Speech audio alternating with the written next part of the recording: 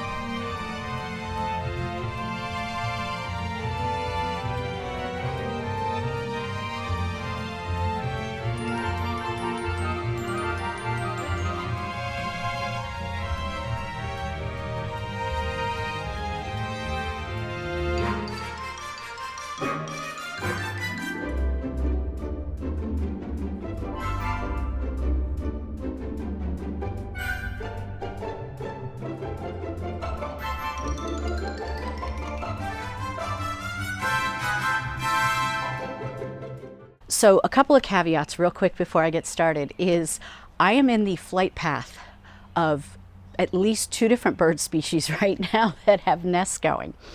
So I've got robins in our red-tip photinia, which is over on the other part of the patio. And the robin's flight path is literally in between the camera and me. So let's, fingers crossed, we won't have any kind of drive-bys. As well, I've got these little tiny brown birds, and they are in the Rheingold over here, which is in front of the other Sea Green Juniper. But I think there might be some in the Rheingold behind this Sea Green Juniper, and you might be saying, where in the world is the Rheingold?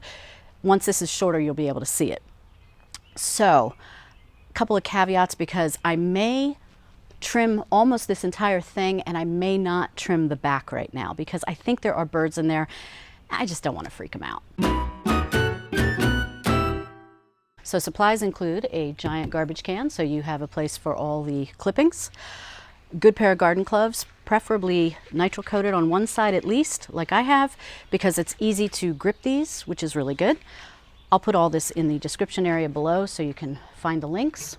Good pair of pruners. These are Fiskars. I like them, just good all-around pruners. I have my garden kneeler bench because if I'm really getting down dirty underneath, I'm probably going to need it. And the last thing are these sleeves I'm wearing. These are from Farmer's Defense. I've been trying them out for this entire spring season, actually. They sent them to me last fall, and it was kind of too late to try them out. And what they do, they've got a couple of good features. One, they're treated with SPF 50 in the fabric, so they actually protect your arms, which is really nice because, you know, I always have gloves on. I do wear sunscreen, but I do get the inevitable beautiful line of, you know, white hands, tan arms, up to here. Definitely a farmer's tan I have. So after a while, when you are in here, what's going to happen is your arm is going to get a little bit, you know, maybe it depends how sensitive you are or sensitive your skin is. So you could get a little bit of a rash or something. You know, it's happened to me. So this protects from all of that, which is nice. And what I do is I don't, you know, it's got this nice hand thing on each side, which is really nice to keep your hands free. However, I use gloves religiously, so I just fold these back and then I put the gloves over that. So just want to let you know I'm trying these out. I'll put a link in the description area if you're interested in checking them out. I like them so far. Now, they aren't guaranteed for things like poison ivy, but I wouldn't doubt that it kind of protects you a little bit if you take them off, you know, inside out, and then just throw them in the wash, because these can be washed, which is really nice. I think that's it about these. They're just really nice. The fabric's breathable. That's the other thing I wanted to tell you, is it's a really cool day out right now. It's only maybe 52 degrees out right now. It's going to get warmer, but I've had these on already in 75-degree days, and I'm still nice and cool, surprisingly. I didn't think I would be because I kind of like my arms free, but for pruning, I like these. I digress. Let's get started. So let's look inside the shrub, because you can see, you know, the side views are really nice. But what's it look like when you start going way in? Now, let's take this branch, right, because it's on the end, okay? So this is a long one that juts out quite a ways, and let's follow it down, pardon me. And what you're going to see is where I've made a previous cut. So I previously cut it back to here, and then all of this grew out from it. Now, if I want to continue following it down, we've obviously got some leaves in here, but if you look way in there, that's all brown, okay? You do not want to cut back into any of that brown stuff, because this will not come back.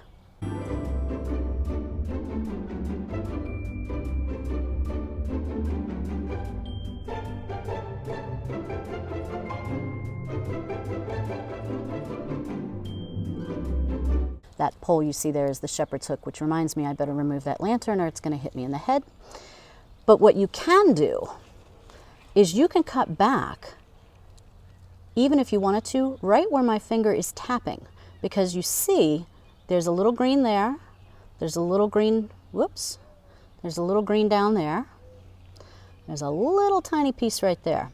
So if you wanted to be extreme, you could cut it all the way to that. And I don't know if I'm calling it extreme, but that is what I'm going to do in some cases. All right, one more thing I do want to mention is that when you're making your cuts, now we're getting into the sun a little bit as the sun's coming over the house, but you want to try to make them back to another jutting out piece. So for example, this long piece, if I just lopped it off here, you're going to have a stem, which is typical of pruning. You're always going to have a few stems that just obviously look like they were cut. But to try to keep the natural shape, you know, try to take it back to where you have another shorter branch. Cut it right there, and you're still going to have a shorter piece jutting out. So it's going to keep the natural shape, and that's what my goal is with this. I'm not using loppers, I'm not using hedge trimmers, I'm not using anything like that. I know people do. But this isn't meant to be in a box or a circle or round or anything like that. It's meant to look exactly like this, a beautiful, beautiful shrub. All right, so first what I'm going to do is trim up the sides. And I'm going to start with the longest stems. There you can see some of the rhinegold behind these longest stems. And again, stem to stem horizontally was 8 feet long. So I think even by getting some of the width off, it's already going to look like it's more tame, especially in this front area, which juts out. You can see how far it juts out from the edge of the patio. And of course, yes, when we planted it, it was a tiny shrub, and it was well maintained. It was in its spot, but we let it grow, as we should, because it's a beautiful natural shrub. All right, let's get started with trimming the sides.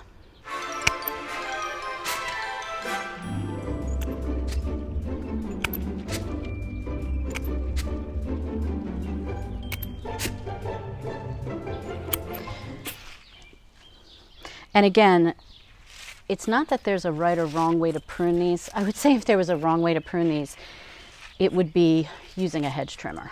I mean, you know, again, I always go back to, why did you buy it at the nursery? Because if you bought it at the nursery because you really liked the way it looked, and it looked like this only in a very small compact size, why in the world would you want to take hedge trimmers to it? I think it's lazy. I know there's a lot of landscapers that like to do that with hedges. Well, that's because it's easy, but it's just not pretty. Yeah, and when you have shorter branches too, the other thing they're going to do is they're going to bounce up a little bit more. This is a nice arching shrub. We like the arching, but we want people to be able to walk around here too. Now maybe what I should do, you know what I'm going to do? I'm going to set the camera up so that you can see the reduction in the size better. Let me do that. Okay, so hopefully this helps you see a little bit better. With the sun coming over the house, I realize the shadows are going to be kind of funky. So, all right. So for example, here's this guy. Boy, I hope he's in the camera.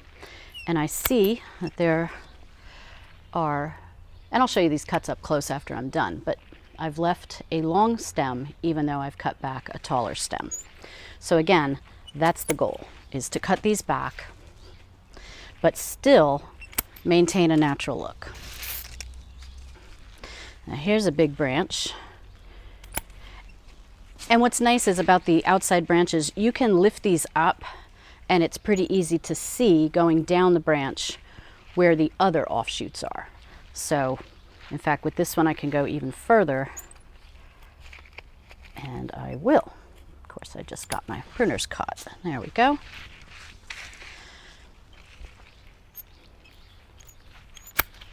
Now, let's say you have a long stem, and let's just say, here, we'll pull this guy out. Let's just say you have this long stem, but there are no other things, you know, side stems coming out of it. What do? Just try to get your pruners in there and just cut it where you still have some good green growth, and it's still going to look like a natural stem. It can seem daunting, especially for a shrub this big, but it's actually not that bad. Once you get the hang of it and you know the main thing to remember, if you remember anything, don't cut back into the brown. Just like with most shrubs, you have to leave some green because not all shrubs are going to start growing from brown wood. Yeah, I don't know if you can hear it on the video. I'm hearing the birds. I don't know if they're telling each other like she's out here again, or if they're just singing. I kind of hope they're just singing. Yeah, so you're going to see quite a few pruning cuts, but you're also going to see that I left a lot of natural growth. So you try your best to hide your pruning cuts, but if you see some, don't panic, because it's all going to fill in. And being this is, again, against the patio where we're going to have traffic and people coming in and sitting, I have to do this. So it is what it is.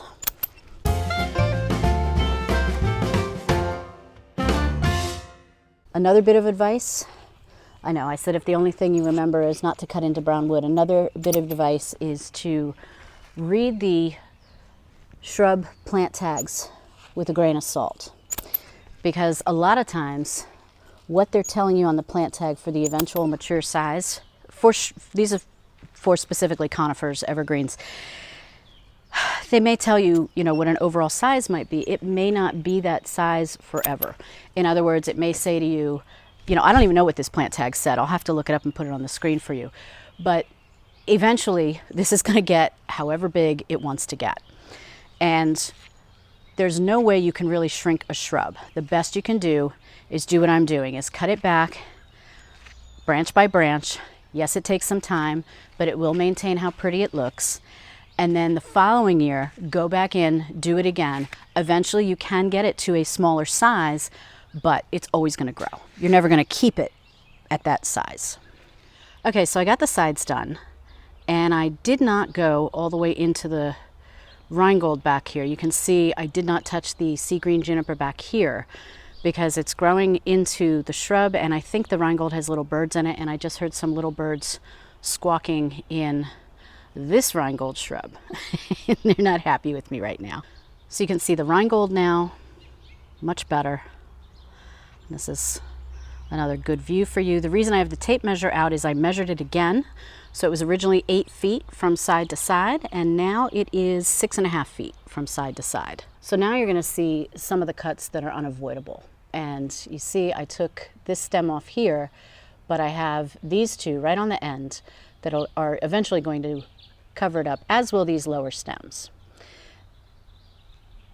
You can see everywhere I made a cut, there is new growth, even on this small stem here. There's new growth that's coming out. And a little bit of brown, don't worry about that. That's just part of the shedding of needles that happens naturally. But you see I have some growth right on the edges. And then there's shorter fronds that come out anyway. So you still get a little bit of that natural look. So now what I want to do is I want to tackle the height a little bit, and I'm going to set up the camera so that I can actually show you up close these pruning cuts. Let's look at this branch. Okay, that's kind of part of the height. You see that there. And I'm going to follow it as far down as I can. And you see I'm moving it back and forth so you can see which one it is.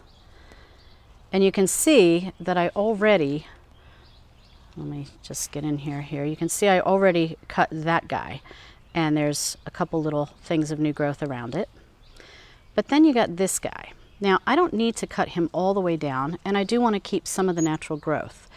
So, as you can see, what I'm going to do is I'm going to just take my pruners almost at an angle, and I'm just going to get as close to that growth as possible. And I'm just going to clip it there, and you see the branch bounces up, and from this angle you don't even see the cut. Let's go over here. There's the cut.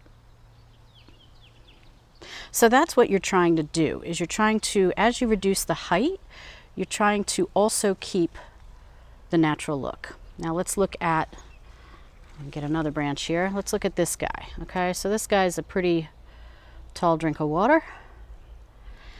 And I want to go down pretty far. So I think what I'm going to do is right, you see, let me get in here better. So you see there's just little growth here, little growth there. So you can actually cut anywhere around there and you're still going to have nice green growth. So I'm going to go in right there, cut, take it away. And yeah, you see the cut, but when I back up, you know, it kind of gets lost in the shrub. And that's how you're going to take the height back. You see this little, if I go down like this, you see these tall ones in the front I haven't pruned yet, but then you see I've taken the height down a little bit. Not much, but a little bit. And again, this is a process to do over a couple of years. If you try to prune all of this back to make it shrink, it's not going to look good. You want it to keep its nice natural look. So I will do as much as I can this year to start that process, and then next year continue it, see how it looks. Following year, maybe do it again. So I'll keep revisiting this shrub, and I'll show you along the way if we can truly shrink it or not. The answer is not really, but you can try to contain it a little bit better. Now this is a thick branch. Wow. I'm going to use 2 hands for this one. Look at this guy. That's a tall guy. A tall drink of water. I'll measure that. Throw that over there so I don't forget. I will measure that in a little bit.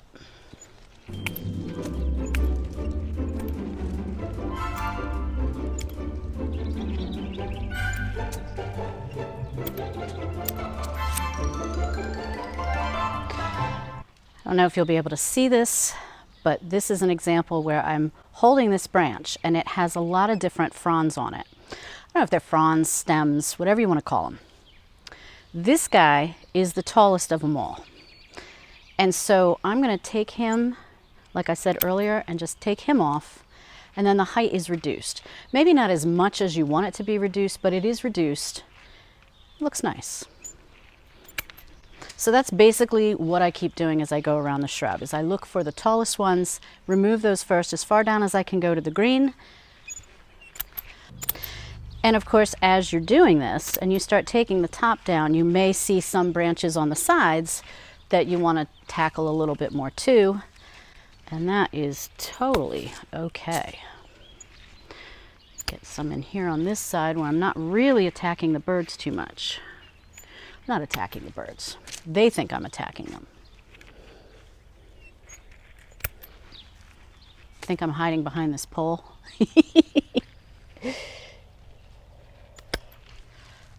Okay, now I'm being a little adventurous. I don't hear any birds in the tree. They could just be trying to be as quiet as possible. But I'm just going to quickly come in here and take some of these out. Another byproduct of doing this is that it smells so good. It's really pretty scent because juniper.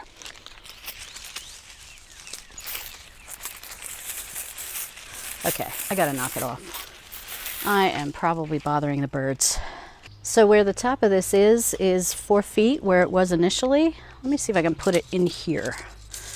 So I would say it's down to not, let's see, a little bit, like 3 feet and 2 inches is what it looks like now.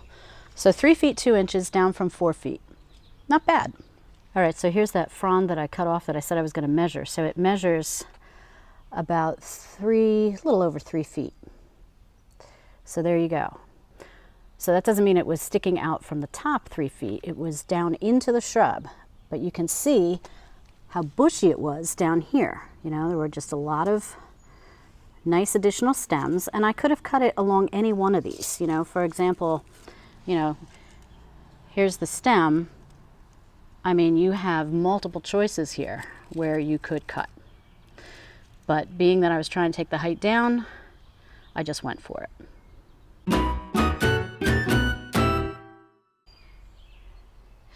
And yeah, some of the beautiful arching is missing right now, but what's nice is you can see there's just a lot of nice natural growth that is still left, especially at the top. And then I did kind of go for it. So I got a little bit more into the Rheingold. Let me step back so you can see the difference. If you look at, it's a little hard to see. You can really see how overgrown the Rheingold is now. And again, it's not that it's overgrown, and that is a misnomer to use that term. A lot of people say I have an overgrown shrub. No, it's just growing and doing what it's supposed to do. You just want it a smaller size, and that's what we have to kind of keep in mind. It's us deciding that. We want a smaller size. The shrub is just growing how it's supposed to grow. You know, in the wild, nobody's pruning it, except maybe deer or who knows. But this is the, and again, I don't want to go too close, but this is the other Sea Green Juniper. And yeah, they're going to get mad at me if I go any closer, but you can see how, if I go like this, you can see how one of the stems is out almost to the center. So I took that off quite a bit, which is nice. And then in terms of the side, it'll be much nicer to get past it. You see this brown growth down here? It's not really serving any purpose. Obviously, I'm going to cut that back. But if you also want to shrink your shrub or give the appearance that it's being more maintained or a smaller size, go in and prune out from the very bottom of your shrub. And that goes for just about any type of evergreen shrub. You can do this with boxwoods, pines, junipers. If you prune out the very bottom and cut that all the way back in, and I've done that before, it just gives the illusion that the shrub is better maintained.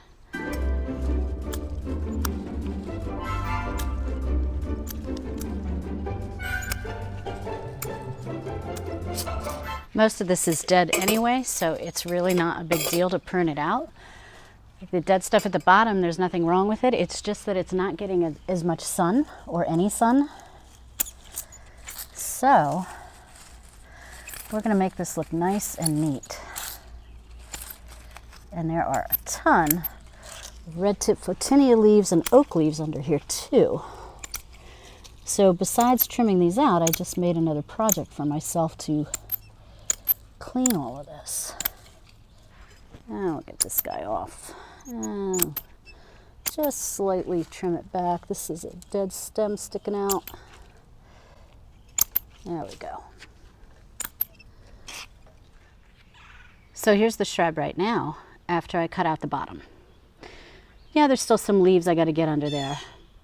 But you can see that now it's cut all the way back to the patio on the bottom part. But it does give a nice look to the shrub, right? It makes it look like it is much more tame. It actually has a nicer shape this way.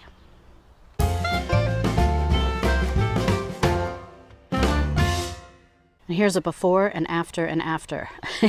So the before is before I pruned anything. And again, it was 4 feet high by about 8 feet widest tip to tip.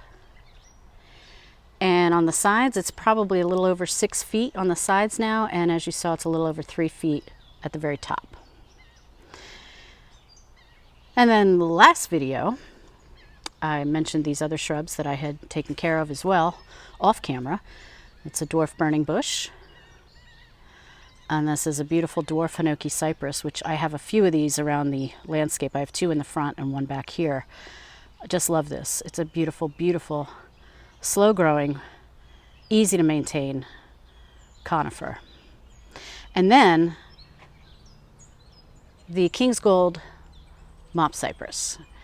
And I gave that a very hard pruning this year, and I explained why in the last video. But to learn how to prune the King's Gold or any type of mop cypress, watch this video next. And in the meantime, happy gardening.